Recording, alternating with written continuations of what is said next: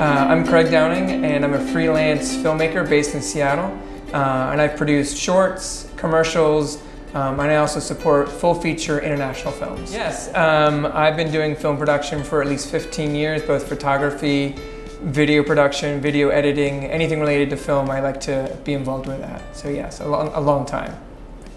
Yeah, I worked with Saga Film. They're the largest film production company in Iceland, and they support all the commercial production that's done for local TV shows, local TV commercial production. They also support many of the international films that came through. And when I was there, we were supporting some of their equipment needs that they might need while they're shooting for Game of Thrones. Also, The Secret Life of Walter Mitty, we supported some of the equipment there. And then a lot of like American music videos when they came through. So because our extensive inventory for film equipment, if there's anything that they needed more of or something that wasn't working, we were able to immediately support them with that. And it was my job to represent the equipment and make sure that their customer experience and the equipment was correct. Okay. So in addition to that, you've also produced content for popular brands like Amazon, Discovery Channel, Lonely Planet. Could you provide us more details about that? Yes, when I was in Seattle, I was producing both internal video content for Amazon.com for their all-hands meetings, their quarterly meetings. In addition to that, Tom Douglas, who is a celebrated regional chef, he was releasing his own kitchenware, and I was hired to produce that video. That was a great project. And then for Lonely Planet was looking to highlight destination cities within the United States, and they were looking for someone to produce a celebration of the highlights for Seattle, and I was able to shoot that. And then Seattle's a very progressive city, and so Discovery Channel was interested in doing a pilot show for ethical green shopping in their area, so I produced a pilot show for that channel. So why did you plan to offshore? Looking at some of the projects that I wanted to complete, some of the resources that I need weren't accessible to me when I needed to do them. So I looked at other alternatives that would allow me to finish those projects. Yeah, so I had very specific requests and specific tasks related to media. And so I would just ask the potential organizations about if they were able to meet my needs, and some of them were just saying yes, they could, just to get the business. But to be honest, the questions that your team was asking me, it was very clear that they were asking pertinent and relevant questions to my project, and it was clear that they knew what they're doing and that they'd done these projects before, and I felt very comfortable moving forward with it. I initially started with a phone call, and then from there, once the details were cleared, it was just emails when needed, and then I think we did a follow-up phone call, but it would just be like any other office. If I had someone on the same floor, I wouldn't go over and tap them on the shoulder every time. I would just email them. And so typically we just did all the work via email, and it was just fine. I saw no real difference. I mean, in fact, sometimes your responses were quicker than I would expect from responses locally. Yeah, so the first project that I had your team work with me on was I had them film. Your team was able to do a multi-camera live action shoot for me. And then from that, I was very happy with the results that I've asked your team to edit that. So taking that multi-camera footage and not only compiling that and editing that, but also exporting it into professional broadcast quality format that I could use and immediately send to film festivals and send to the clients in my team.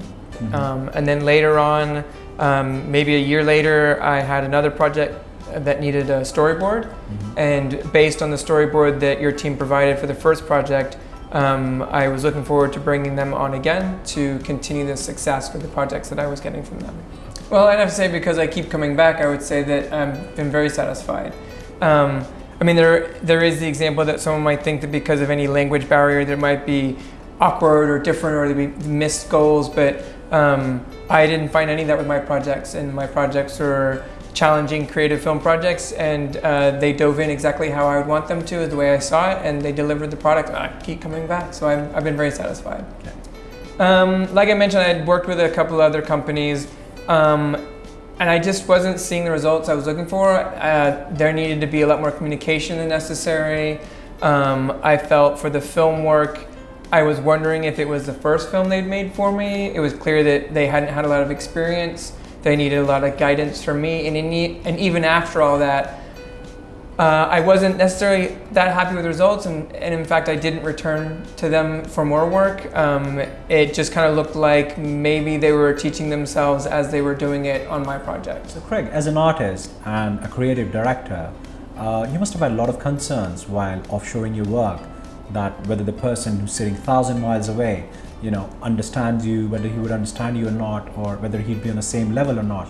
Yeah, that's a great question. I would say at first there was maybe a concern or a risk, but once I started to see the projects come back, I was very confident that we were speaking the same language.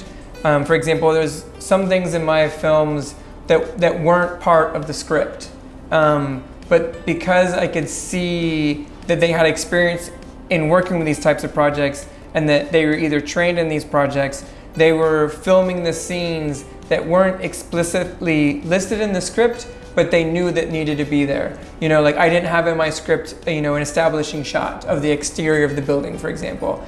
And then I saw the video footage and I was like, oh, of course I need an exterior shot. I should have known that. And they did it, and they took initiative to do that. So for me, I very clearly and immediately was recognizing they have the experience, they have the training, they get the language of what I'm looking to achieve, and then also they were taking pride in to deliver that. And they took initiative to make that happen. So I was like, great, this is exactly what I'm looking for. Okay. So Craig, as an artist and a creative director, I'm sure you must have had a lot of concerns while offshoring your work to India, that the person sitting 1,000 miles away, whether he would understand you, whether he would understand your work, or he'd be on the same level or not. I mean, to be honest, I was pretty intimidated to work with Himanshu. I'd heard such great stories of his amazing camera work, and I was very honored that he was willing to work with my schedule with his very busy professional camera career. And he was very humble with me, and I appreciated the amazing Himanshu working with me. I found that their emails were timely and professional, and I felt that the channels of communication were truly accessible for me. So Craig, as an artist and in the media industry, protection of intellectual property is of paramount importance. So were you hesitant while you were thinking about offshoring your work to another country? And how do you feel now after having worked with us? That's a great question. Protecting the intellectual property as an artist is really all that I have. In some sense, that's my economy. But because we were using the same tools that I would use locally, like my team was sharing assets via Google Drive, sharing exports through Dropbox. So I would have no different concerns with anything locally because we were using the same tools that I would use locally. So yeah, Craig, it has been a pleasure meeting you today. Once again, thank you very much for visiting our offices. I hope so too. Great stuff.